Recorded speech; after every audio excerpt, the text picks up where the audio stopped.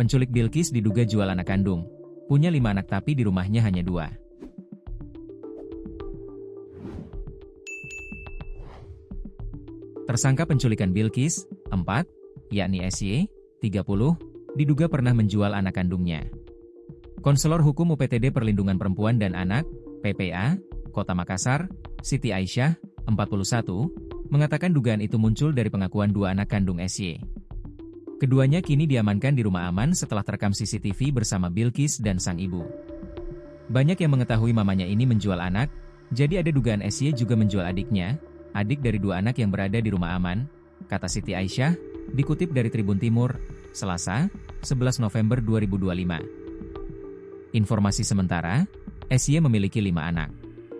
Namun hanya 2 yang tinggal bersamanya di kos Jalan Abu Bakar Lambogo. Lokasi ia ditangkap tim Jatanras Polrestabes Makassar.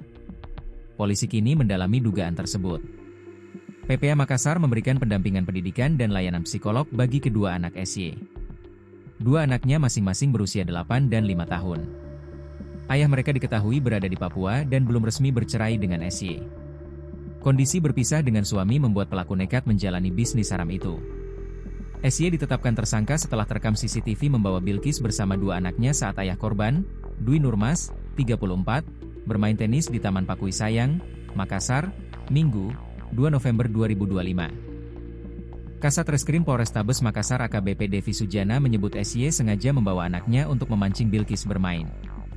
Melihat kelengahan ayah korban, SY pun membawa Bilqis kabur. SY nekat menculik karena faktor ekonomi. Ia bekerja sebagai pembantu rumah tangga dan menjadi tulang punggung keluarga setelah berpisah dengan suami. Selain SY, 3 tersangka lain ditangkap. Ialah NH, 29, asal Sukoharjo, MA, 42, asal Jambi, dan AS, 36, asal Jambi. NH mengaku 3 kali menjual anak, sementara MA 9 kali. Polisi menduga jumlah korban lebih banyak. Keempat tersangka tergabung dalam sindikat jual beli anak melalui grup Facebook dan WhatsApp berkedok adopsi. Bilqis dijual beberapa kali hingga akhirnya ditemukan di Jambi. Kapolda Sulsel Irjen Pol Juhandani Raharjopuro menegaskan para pelaku dijerat pasal berlapis UU Perlindungan Anak dan UU TPPO dengan ancaman hukuman hingga seumur hidup atau mati bagi pengedar besar.